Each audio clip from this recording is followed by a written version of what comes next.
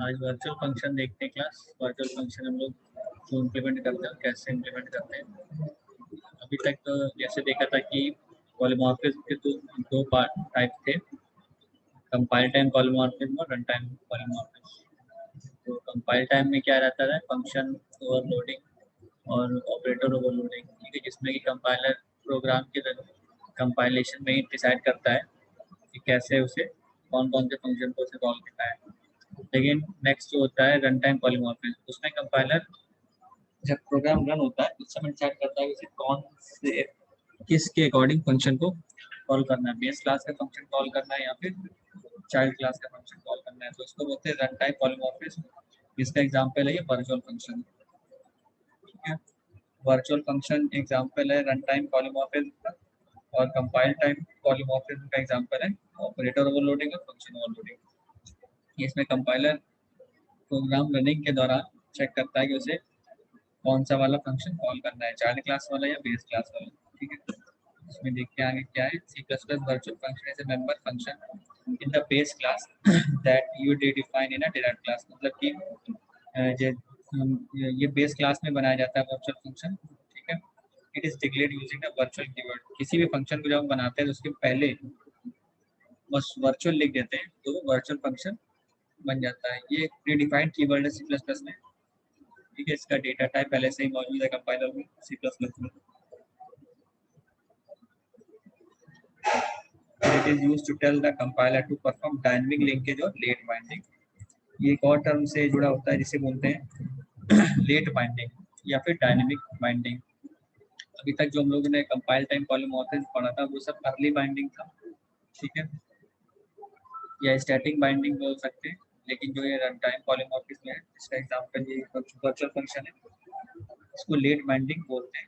मतलब late binding जब compiler virtual keyword देखता है किसी प्रोग्राम में तो वो समझ जाता है कि अब इसे इस फंक्शन की लेट बाइंडिंग करनी है, मतलब इसे पहले कॉल नहीं करना है, सेकंड वाला इसका जो सेकंड वाली कॉपी बनी हुई है चाइल्ड क्लास में उसे कॉल करना है। तो इसलिए इसको बोलते हैं लेट बाइंडिंग, यानी कि जो रन टाइम पर डिसाइड होती है कि कौन सा फंक्शन कॉल होना है, इसीलिए इसको बोलते हैं लेट बाइंडिंग और dynamic binding.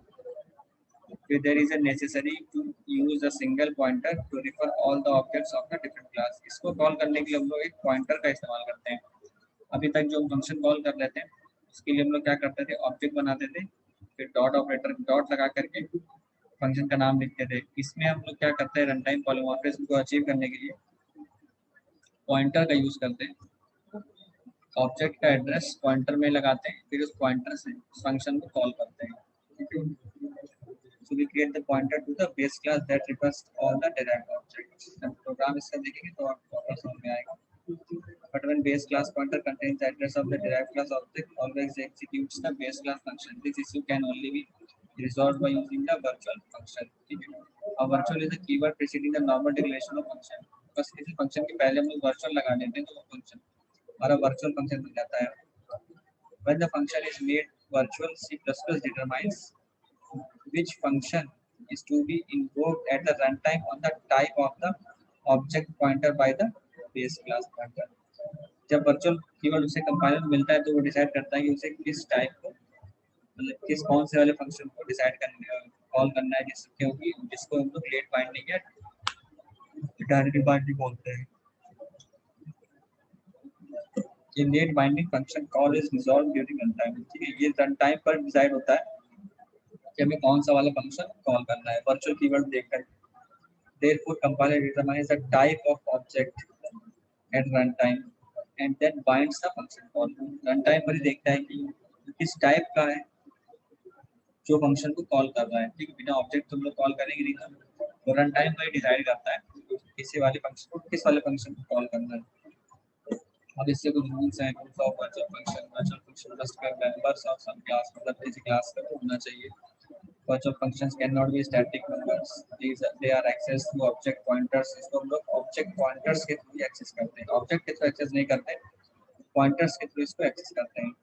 They can be a friend of another class. एक फ्रेंड फंक्शन भी होता है जो हम लोग आगे पढ़ेंगे, जिसमें हम लोग प्रोटेक्टेड डेटा को एक्सेस करेंगे। यानी कि फ्रेंड फंक्शन वो फंक्शन होता है जो उस क्लास का मेंबर नहीं होता है लेकिन फिर भी उस क्लास के फीचर्स को, यानी कि मेंबर फंक्शंस को या डेटा मेंबर्स को एक्सेस कर सकता है, ठीक है। तो ये एक फीचर होता है फ्रेंड फंक्शन का। किसी भी फंक्शन के पहले जब लोग फ्रेंड लिख देते हैं तो उसको भी प्रिविलेज मिल जाती है, या उसको ये फीचर एडवांटेज मिल जाता है, राइट मिल जाता है कि वो उस क्लास के फंक्शन को मतलब या दूसरे जो मेंबर फंक्शन है, डेटा वेरिएबल्स है, उनको एक्सेस कर सकता है। A virtual function must be defined inside the base class. Base class के अंदर इसको लिखते हैं। The prototypes of the virtual function of the base class and all the derived class must be identical. Same होना चाहिए इसका return type और parameters वगैरह। If the two functions with the same name but different prototypes, C++ consider them as overloaded functions. ठीक है, हमें तो overloading दिखानी नहीं है, हमें इस तरीके से overriding दिखानी होती है। overriding का मतलब क्या है कि एक बेस क्लास फंक्शन होगा और एक चाइल्ड क्लास फंक्शन होगा, तो सेम पैरामीटर्स के अकॉर्डिंग ही जब होगा तभी वो काम करेगा। We cannot have a virtual constructor, but we can have a virtual destructor. Virtual constructor नहीं बना सकते, लेकिन डिस्ट्रक्टर हम लोग क्रिएट कर सकते हैं। अब एक एग्जांपल इसमें लिया गया है, एग्जांपल को समझाते हैं कोड के थ्रू। ये उसकी थ्योरी होगी वर्चुअल फंक्शन की, वर्चुअल फंक्शन होता क्या है, ठीक है, कैसे इसको डिक्लेयर करते हैं, इसके क्या फीचर्स होते हैं, उसे नहीं सबको पॉइंट्स में लिखना है। डायनेमिक बाइंडिंग के लिए हम लोग वर्चुअल कीवर्ड का यूज करते हैं, जिसमें कि तो कंपाइलर है प्रोग्राम के रन टाइम पर डिसाइड करता है कि उसे कौन सा वाला फंक्शन कॉल करना है। तो इसका प्रोग्राम देखते तो आपको ये होगा।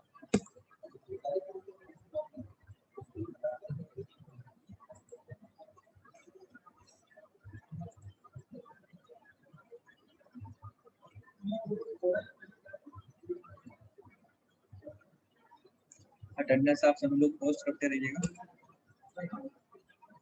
2 बार मत करिएगा, एक ही बार में मिल जाएगी इनको, डायरेक्ट मैसेज करने की जरूरत नहीं है, सिर्फ एक बार ही करिएगा।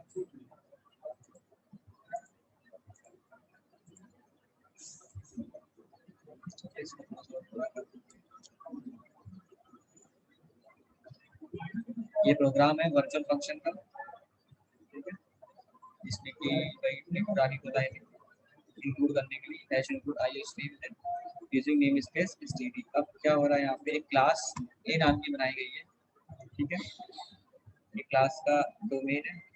क्लास हम लोग ऐसे डिक्लेयर करेंगे, क्लास क्लास का नाम ब्रैकेट के अंदर उसका बॉडी, फिर सेमीकोलन के साथ उसको एंड करेंगे। तो एक वेरिएबल लिया गया है इंटीजर x नाम का, ठीक है, और पब्लिक के अंदर पब्लिक सेक्शन के अंदर एक फंक्शन बनाया गया है void display, इसके अंदर हम x की वैल्यू प्रिंट करा रहे हैं, C out value of x is x, ठीक है। एक और क्लास में बनाई है b, चाइल्ड क्लास और बेस क्लास में तभी दिखा सकते हैं जब हम इनहेरिटेंस को शो करेंगे। ये सिंगल कोलन का जो साइन होता है वो इनहेरिटेंस का साइन होता है। जावा हम लोग यहाँ पे शायद एक्सटेंड्स लिखते हैं, जैसे अगर जावा का प्रोग्राम होता है क्या लिखते हैं, क्लास बी एक्सटेंड्स पब्लिक ए, इस तरीके से लिखते हैं। यहाँ पे सिर्फ कोलन लगाते हैं और पब्लिक ए का मतलब इस पूरी क्लास को पब्लिकली बी में लगा रहे हैं, बी के अंदर डाल रहे हैं, या पब्लिकली बी के ए के सारे जो भी फीचर्स है एज इट इज बी के अंदर आ जाएंगे। पब्लिक का मतलब ये होता है कि जब हम पब्लिकली किसी क्लास को इनहेरिट करते हैं, जैसे एक क्लास को हम बी में इनहेरिट कर रहे हैं पब्लिकली, पब्लिक कीवर्ड के थ्रू, तो क्या होता है कि इसका जो भी पब्लिक होता है वो इसके लिए भी पब्लिक होगा, और इसका जो प्राइवेट होगा वो इसके लिए भी प्राइवेट हो जाएगा, ठीक है। तो एज इट इज पूरी एज इट इज जो इसका पूरा डेटा होता है ये दूसरी वाली इसकी चाइल्ड क्लास में आ जाता है, ठीक है। ये वाला पब्लिक फंक्शन इसके लिए भी पब्लिक होगा, और ये वाला जो प्राइवेट है, प्राइवेट क्यों, क्योंकि बाय डिफॉल्ट प्राइवेट होता है, ठीक है, ये इसके लिए भी प्राइवेट हो जाएगा। अगर हम यहाँ पे प्राइवेट लिखते हैं, प्राइवेट ए लिखते हैं, तो इसका सारा डेटा प्राइवेट हो जाता है। इसके सारे डेटा को एक्सेस करने के लिए हमें दूसरी तरीके का चीजों का इस्तेमाल करना पड़ता है, दूसरे फीचर्स यूज करते हुए जब हम इनहेरिटेंस देखेंगे तब प्रॉपर सामने आएगा। अब यहाँ वर्चुअल फंक्शन की बात हुई तो उसको देखते हैं। क्लास बी बनाया गया, इनहेरिट किया गया पब्लिक क्लास पब्लिक ए को, ठीक है। एक यहाँ नया वेरिएबल बना लिया गया इंटीजर y, जिसकी वैल्यू रखी 10, फंक्शन बनाया गया पब्लिक सेक्शन के अंदर void डिस्प्ले, और y की वैल्यू प्रिंट कराया गया सी आउट। अब देखिए void डिस्प्ले यहाँ भी बना हुआ है और void डिस्प्ले यहाँ भी बना हुआ है, तो ये फंक्शन ओवरराइडिंग है, ठीक है, क्योंकि पैरामीटर सेम है और रिटर्न टाइप भी सेम है, इसलिए हमको फंक्शन ओवरराइडिंग का फीचर इसी के साथ ही हमको प्योर वर्चुअल फंक्शन का भी दिखाना होता है। अब हमने क्या किया है, ए क्लास का हमने एक पॉइंटर बना लिया है। अभी तक तो क्या कर रहे थे, ऑब्जेक्ट बना दे रहे, तो ऑब्जेक्ट जैसे ये बना हुआ है, बी क्लास ये रही, और बी का ये ऑब्जेक्ट हो गया स्मॉल बी। ठीक है, अब यहाँ ये जो बेस क्लास थी उसका हम लोगों ने एक पॉइंटर बनाया है स्टार ए के नाम से। ठीक है, किसी भी वेरिएबल के पहले अगर हम स्टार लगाते हैं तो वो पॉइंटर वेरिएबल बन जाता है, तो उसमें फिर हम दूसरी चीजों का एड्रेस लगाते हैं। अब हमने क्या किया है, बी स्मॉल बी जो कि बेस जो कि चाइल्ड क्लास का ऑब्जेक्ट था, इसका एड्रेस हमने ए में लगाया है, m% b equals to a, यानी कि सीधा पढ़ेंगे a equals to m% b, समझने के उल्टा कि m% b assigns to a। ठीक है, अब b का जो एड्रेस था वो a में आ गया है, और यहाँ क्या लिख रहे हैं, फंक्शन कॉल करने के लिए डिस्प्ले के लिए a पॉइंटर का इस्तेमाल कर रहे हैं। जब हम पॉइंटर के थ्रू किसी फंक्शन को कॉल करेंगे तो हम एरो लगाते हैं। ठीक है, और जब हम ऑब्जेक्ट के थ्रू कॉल करते हैं तो डॉट लगाते हैं। अगर हम यहाँ ऑब्जेक्ट के थ्रू कॉल कर रहे होते हैं, बी के थ्रू कॉल कर रहे होते हैं, तो क्या लिखते हैं, बी डॉट डिस्प्ले। ठीक है, तो B class B dot display का मतलब क्या है, कंपाइलर ये देखेगा कि डिस्प्ले फंक्शन कॉल हो रहा है और उसे कॉल कौन कर रहा है, बी। बी क्या है, एक क्लास बी का, यानी क्लास कैपिटल बी का ऑब्जेक्ट है, तो सबसे पहले इसमें आता डिस्प्ले कॉल करता हूँ। ठीक है, तो डिस्प्ले में वैल्यू ऑफ वाई इसको यहाँ पे मिल जाती है। लेकिन यहाँ पे क्या हो रहा है, ए डॉट डिस्प्ले हो रहा है। ए डॉट डिस्प्ले का मतलब यहाँ पे इस समय जब कंपाइलेशन टाइम पे, तो अभी मेमोरी एलोकेट नहीं होगी, तो जो प्रोग्राम जो कंपाइलर रन करेगा वो क्या देखेगा कि उसे ए कॉल कर रहा है, डिस्प्ले नाम का फंक्शन कॉल हो रहा है, लेकिन उसे कॉल कौन कर रहा है, ए। और ये क्या है, पॉइंटर। ये किस टाइप का पॉइंटर है, ए क्लास का पॉइंटर है। ठीक है, ये सिर्फ इसके टाइप को देखेगा कि ए जो है वो स्मॉल ए जो पॉइंटर है वो किस टाइप का है, वो ए क्लास का पॉइंटर है, ए टाइप का या ए डेटा टाइप का। तो ए डेटा टाइप क्या है, क्लास ए है, तो इसको प्रिंट करना चाहिए वैल्यू ऑफ एक्स। ठीक है, देखते हैं इसको रन करा के। हाँ, वैल्यू ऑफ एक्स देखिए, शेयर देखिए। ठीक है, ये वैल्यू ऑफ एक्स प्रिंट करा रहा है।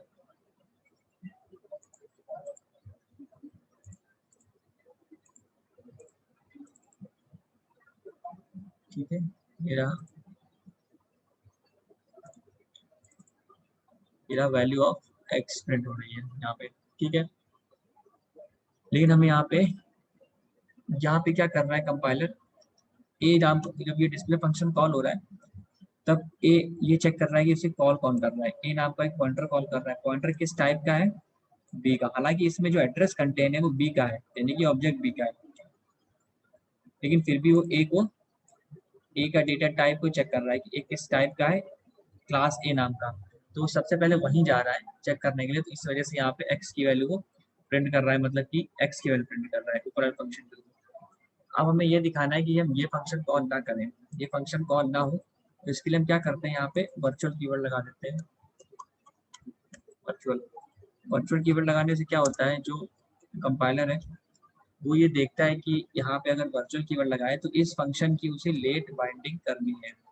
लेट बाइंडिंग करनी है मतलब कि अब ये क्या करेगा, जो भी ये कॉल कर रहा है, यानी कि डिस्प्ले नाम के फंक्शन को जो ए पॉइंटर कॉल कर रहा है, अब ये इसके टाइप को ना देख करके इसके कंटेंट को देखेगा। ठीक है, ये कंटेंट को तभी देख सकता है जब रन टाइम पर हो, रन टाइम पर जब मेमोरी एलोकेट नहीं हो। अब ये क्या कॉल करेगा, वैल्यू ऑफ वाई कॉल करेगा। ठीक है,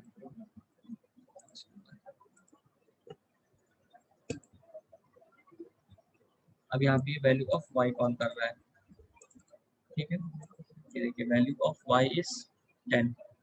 तो यही है वर्चुअल फंक्शन का कंसेप्ट, कि हमें वर्चुअल कीवर्ड लगाना है।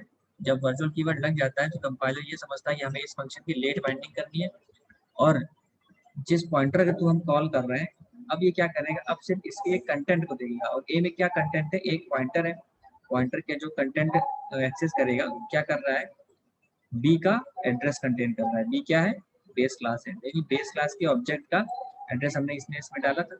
अब ये इसके कंटेंट को रिफर करके इस फंक्शन की लेट बाइंडिंग कर रहा है, और ये y की वैल्यू y वाला फंक्शन है ये कॉल कर रहा है। ठीक है, तो यही है लेट बाइंडिंग का, और लेट बाइंडिंग और वर्चुअल फंक्शन का कंसेप्ट जो हम लोगों ने पढ़ा था उसको इसी प्रोग्राम के थ्रू। ठीक है, इसके लिए हमें पॉइंटर की जरूरत पड़ती है, पॉइंटर की जरूरत पड़ती है फंक्शन कॉल करने के लिए। ऑब्जेक्ट के थ्रू कॉल करेंगे तो काम नहीं बनेगा, इसमें ऑब्जेक्ट के थ्रू कॉल करेंगे, बी के थ्रू कॉल करेंगे तो ये वाला डायरेक्ट कॉल हो जाएगा, फिर वर्चुअल हो गया मतलब ही नहीं रहा।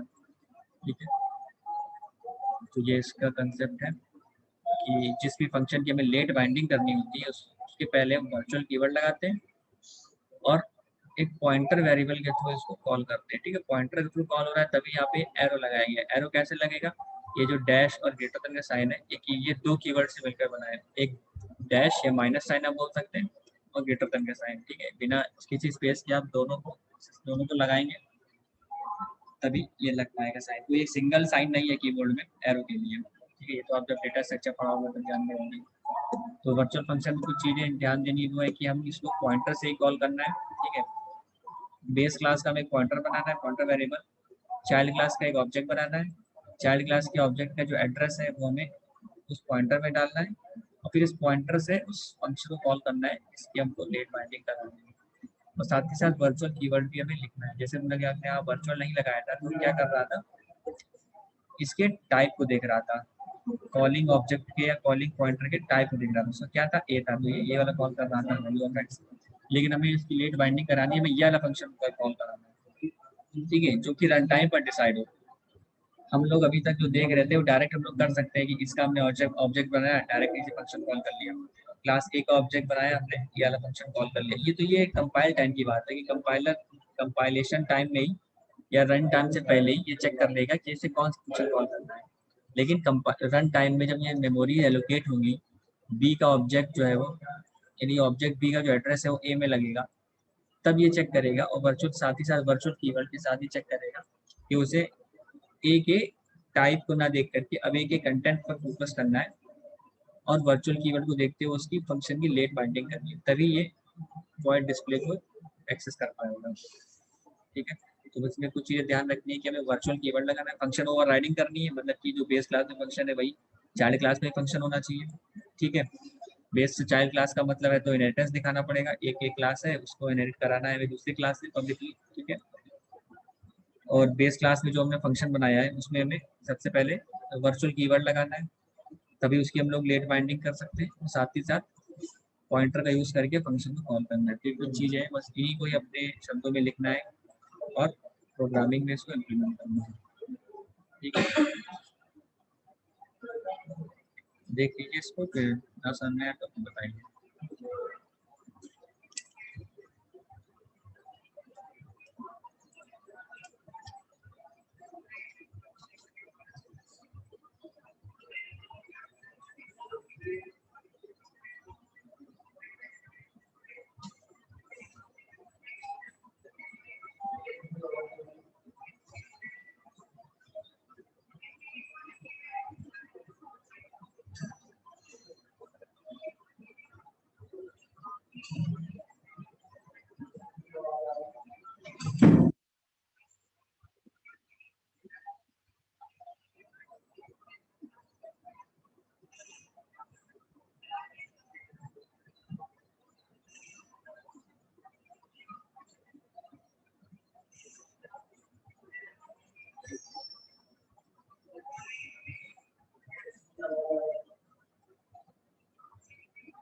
क्या करना है, सभी लोग पोस्ट कर दीजिएगा।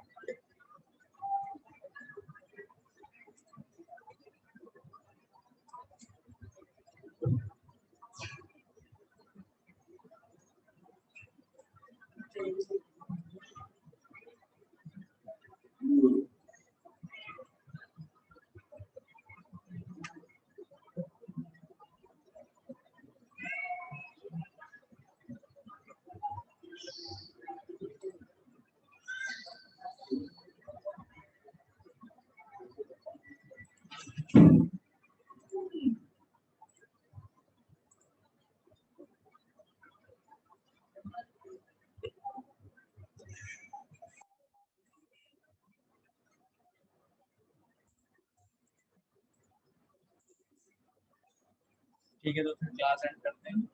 आप इसको देख लीजिए, तो जो ना समझ में क्लास में बताइएगा।